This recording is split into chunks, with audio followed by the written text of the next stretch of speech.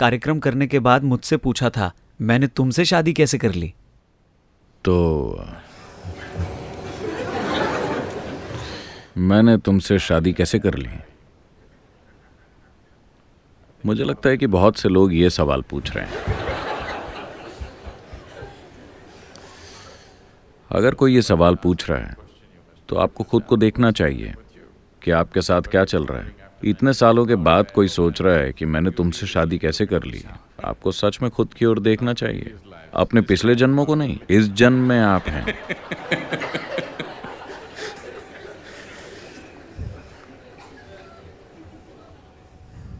तो आप में से कोई भी अगर कोई सोच रहा है कि मैंने तुमसे शादी कैसे कर ली, तो पिछले जन्मों के बारे में मत सोचिए। आपको ये देखना होगा कि आप इस जन्म को कैसे जी रहे हैं। ये बहुत जरूरी है। तो मुझे लगता है कि ये सब फिल्मों के कारण है। जन्म जन्म व्हाटएवर।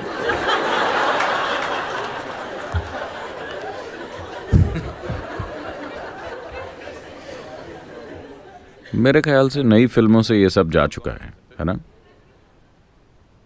आप 70 और 80 के दशक की फिल्में देखकर बड़े हुए, इसीलिए आप जन्म जन्म के चक्कर में पड़े हैं।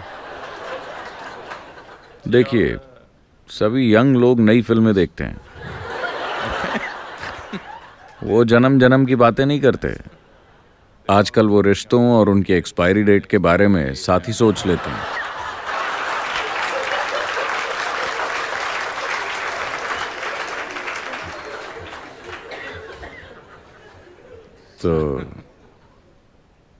तो आपकी सत्य की खोज को अगर कमर्शियल सिनेमा रास्ता दिखा रहा है,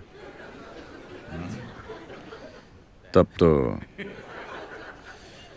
आप मुसीबत को घर बुला रहे हैं। तो अगर आप किसी के साथ सिर्फ तभी रह सकते हैं जब आपको विश्वास हो कि आप कई जन्मों से साथ रहे हैं, तो ये साथ रहने का बहुत बुरा तरीका है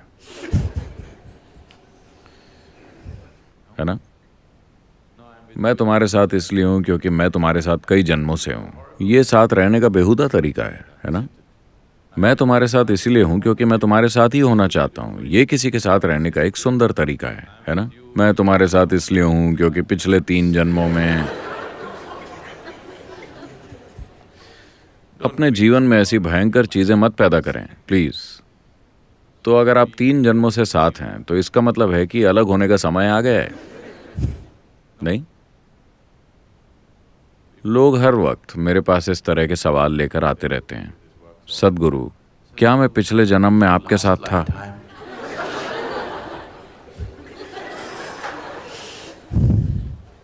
क्या आपको लगता है कि अगर मैं पिछले जन्म में आपसे मिला होता तो मैं फिर कभी दोबारा आपके सामने आना चाहूंगा?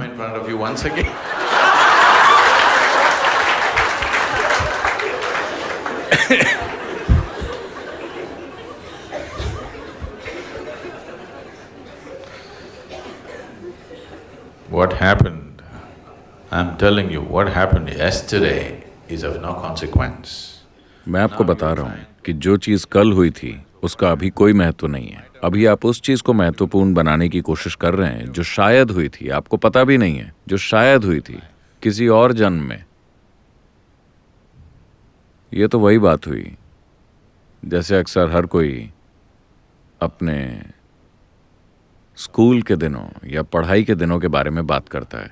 अरे वो तो मेरे जीवन के गोल्डन ईयर्स थे। हम जानते हैं कि आपके गोल्डन ईयर्स कैसे थे। आप हमेशा टेंशन में रहते थे। एग्जाम्स के वक्त आपकी हालत खराब रहती थी। आपको अपने टीचर्स से नफरत थी और आप स्कूल जाना ही नहीं चाहते थे। अब वो गोल्डन ईयर्स लगते हैं क्योंकि अब वो खत्म हो गए।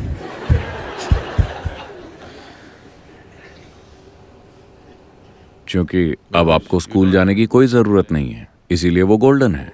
मेरे ख्याल से आप अपनी शादी के बारे में भी ऐसा ही महसूस करेंगे जब अगर आप अपनी शादी के बारे में उसके टूट जाने के बाद ऐसा महसूस करेंगे तो कोई फायदा नहीं है। अगर आप शादीशुदा होते हुए ऐसा महसूस करें तो बढ़िया होगा, है ना? रिश्ता टूटने के बाद आप सोचते हैं सब कुछ कितना बढ़िया था, लेकिन उसका कोई फायदा नहीं है।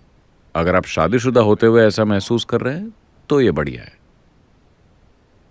तो अतीत के बारे में सोचकर अपना वक्त बर्बाद मत कीजिए।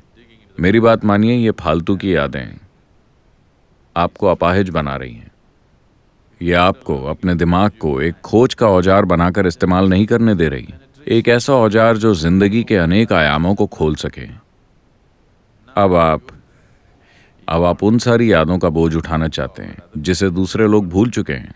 और अगर वही इकलौता तरीका है जिससे आप अपने पति या पत्नी के साथ रह सकते हैं, तो ये लोगों के साथ रहने का बहुत ही बेहुदा तरीका है। ऐसा मत कीजिए।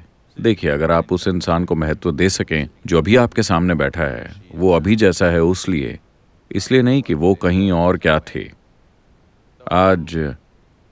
आज की मॉडर्न सोसाइटीज़ की यही तो खासियत है।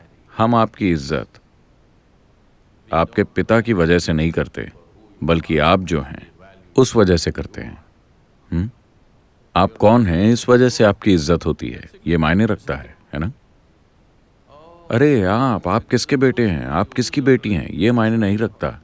बदकिस्मती से बहुत से लोग आज भी उसी में जी रहे हैं। आप कौन हैं ये मायने रखता है ना?